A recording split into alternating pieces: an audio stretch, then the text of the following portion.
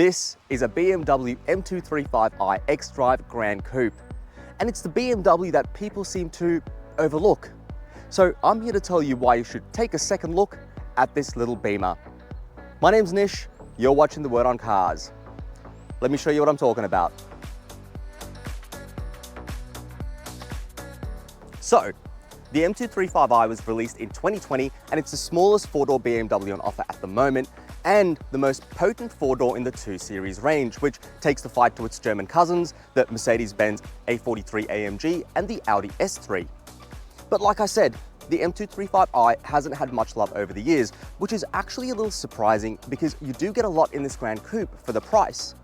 These days, you can pick up a new one for around 95,500 Australian dollars on road. The A43 will set you back closer to 98 grand, while the S3 is the cheapest of the lot at a touch under 87 grand. And if you're willing to buy used, you'll find M235is like this one for sale for a fraction of the price. This one's for sale at Blinker here in Melbourne for a touch over 46 grand on road. And if you find yourself looking at this one, let the Blinker team know that Nish from The Word on Cars sent you, and they'll even throw in a 3-year warranty on top, which is a pretty sweet deal if I may say so myself. Now, I think the M235i Gran Coupe looks great.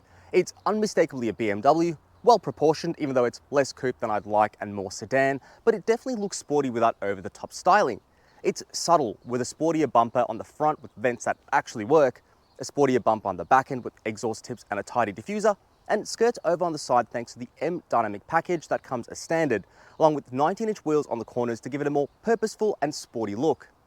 I'm also a big fan of the cerium grey highlights right around the M235i, from the kidney grills, front air intakes, mirror caps, and even wheels. And if you're not a fan of this colour though, you can always option the M Performance package that blacked out all of these bits and throw in smaller, lighter wheels, which made this 1/10 of a second quicker to 100 kilometers per hour. And while we're on the back end, this little Gran Coupe gets a functional ducktail spoiler for downforce and even an active exhaust system that sounds like this.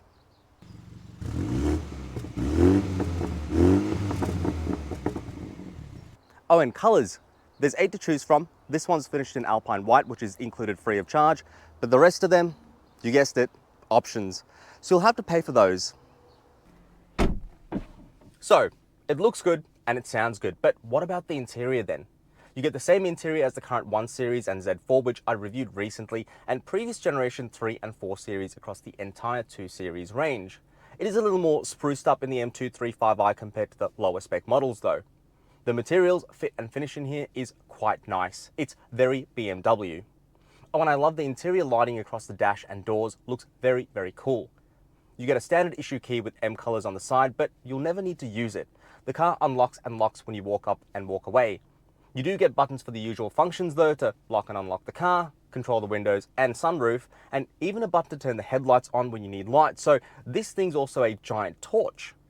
There's also good space up front. I'm 5'9" tall and I have good headroom, good leg room. The seats go back much further and lower than this, and the steering column also gets tilt and reach adjustment, and good knee room as well. So even the taller will fit in here.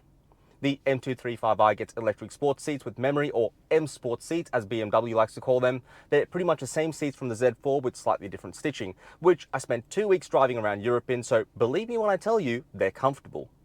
And you also get a panoramic roof in here which tilts and slides with an electric blind to light up the interior. It really is a nice cabin. The M235i gets the same infotainment system you find in the BMWs I mentioned earlier with this interior, with iDrive 7, which includes wireless Apple CarPlay and Android Auto. It's easy to use and works well. The same instrument cluster which looks great, but it's too busy for my liking. If you watch my review of the Z4, you know I'm not a fan of these teeny tiny needles for speed and RPM. It's hard to keep track of those when you're mashing the gas. But aside from that, it shows you everything you need to see. You can flick through different views for trip, torque and power gauges, a G-force meter, audio, a reduced info screen with just drive mode and gear, and fuel consumption. Navigation is always in the background unless you turn it off. So it's fine from that sense. And this gets a brilliant heads-up display.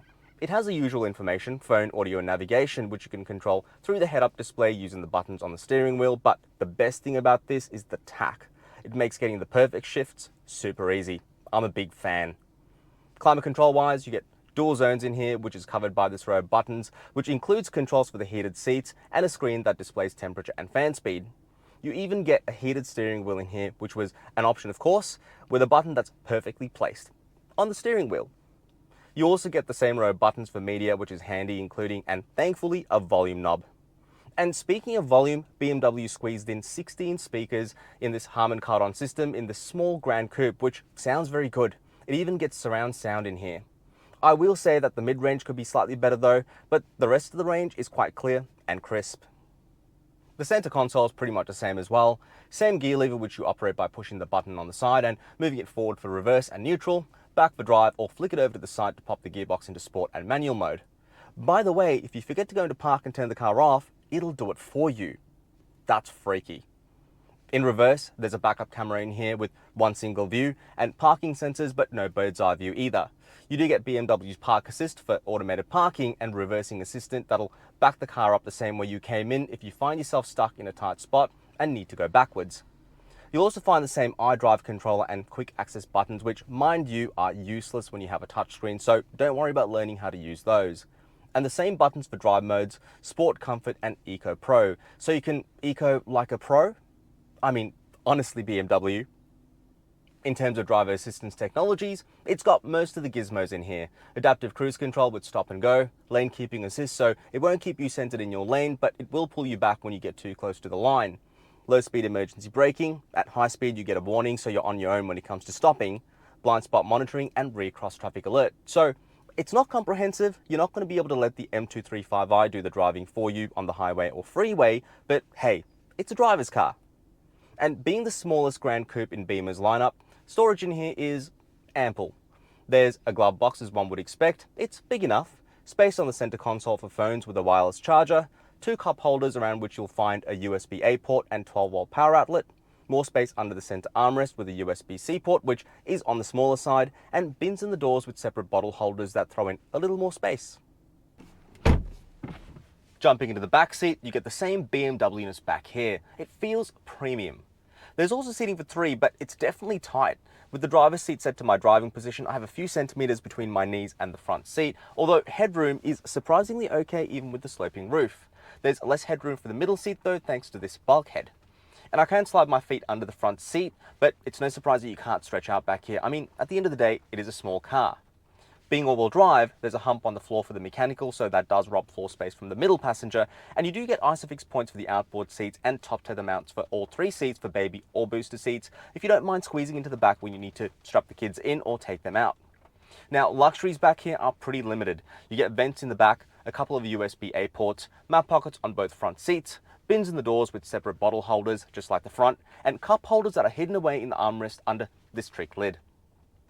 And when it comes to cargo space, even though the M235i is meant to be a coupe, you get a conventional boot lid rather than a liftback, but the opening is decent. There's a respectable 430 litres of space back here, along with a netted storage area over on the side, and when you need more space, you can pull the latches in the boot to drop the 60-40 split rear seats. There's also a centre pass-through that you can only access from the cabin for longer items.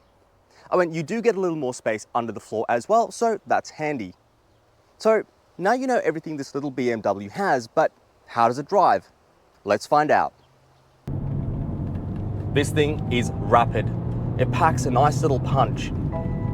And that's thanks to the 2-litre turbocharged 4-cylinder under the hood of this thing, which is mounted transversely.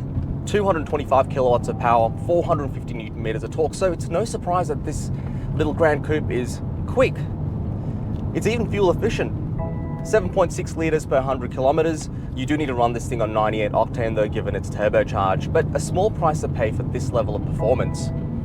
Now, 0 to 100 time is 4.9 seconds. You can get the M Performance package like I mentioned, and that drops the 0 to 100 time down to 4.8 seconds, which is then on par with the Audi S3 and AMG A43, but this performance is plenty. I mean, it just goes, this little car.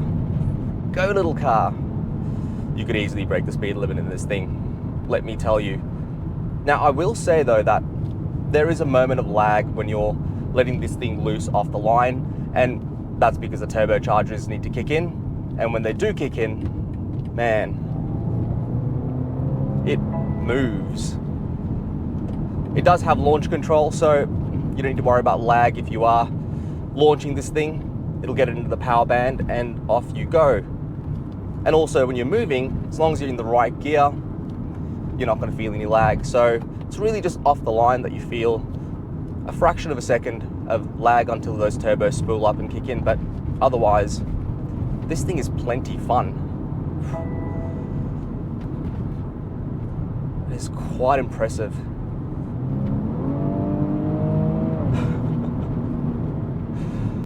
Now, power is transferred through an 8-speed automatic with a torque converter. This has BMW's all-wheel drive X-Drive system, so power goes to all 4 wheels. And look, gear shifts in manual mode are super quick. It changes gears pretty quickly, responds nicely to paddle shifter input. You can also use the gear lever itself to bang up or down gears.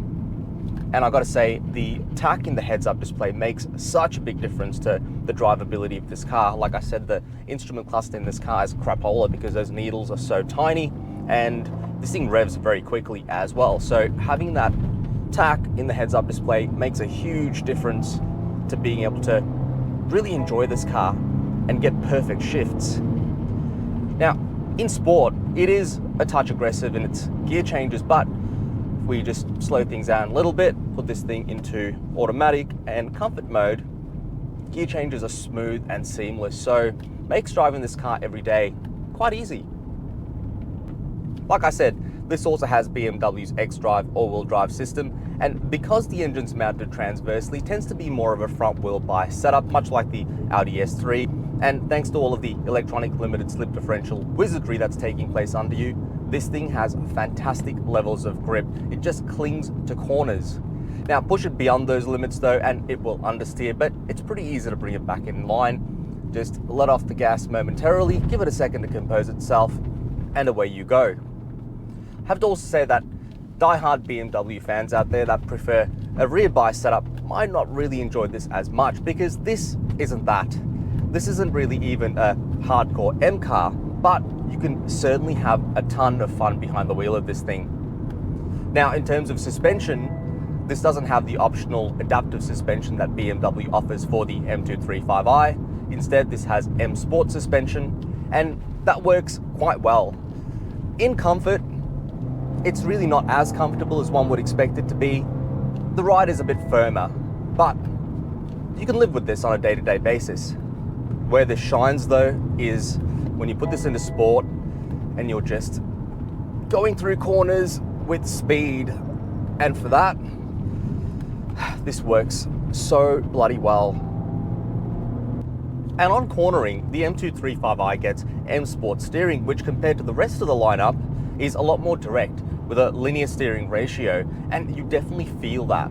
There's really good front end feedback and responsiveness as you would expect from a BMW, and like I said, it really does contribute to going fast around corners because you can just push it into a corner and feather the steering, you get that precision that you need, and out you come the other end. Now, in comfort, the steering's nice and light. In sport, it's perfectly weighted. It's not overly heavy, and it's certainly not light. I tell you what, I think the steering in this car is really one of the best things about it, and one of the biggest contributors to being able to have fun. And the brakes in this are massive. You get 4-piston calipers up front with huge rotors and single pistons on the back. Now, the calipers themselves come painted in blue, very BMW M, but if red's more your thing, you can actually option that as a no-cost color option. In terms of how the brakes work and feel, they work great. The pedal feel is fantastic, very progressive, and gives you a lot of confidence when you are actually going in and out of corners in this because the brakes work so well.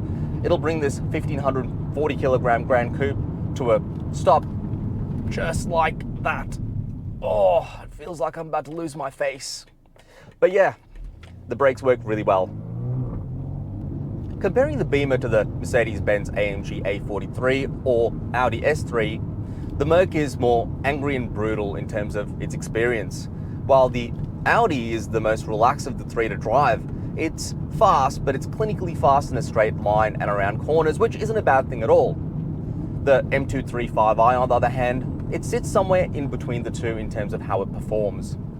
And this is a really well-appointed Gran Coupe as well. I mean, the cabin is nice and quiet. It's as comfortable as you could expect a car like this to be, with the firmer suspension as I mentioned, and it's also got plenty of technology, so most people will be happy with what the M235i has to offer. As soon as you step over those M235i scuff guards on the doors, you know you're stepping into something a little bit more special. So, what do I think of the BMW M235i xDrive as an overall package? I think it's priced appropriately compared to its German rivals. The M235i sits squarely between the A43 AMG and S3 when it comes to looks and performance. And like I said, you can bag a great deal on the second-hand market with cars like this one, which is for sale at Blinker here in Melbourne. The M235i is then a great car for anyone looking for a small, comfortable sedan that, at the press of a button, packs a decent punch and handles well. So if what you're looking for is a car that'll do everything the M235i does and puts a smile on your face at the same time, then this will definitely do that. Thanks for tuning in to The Word on Cars, and I'll see you next time.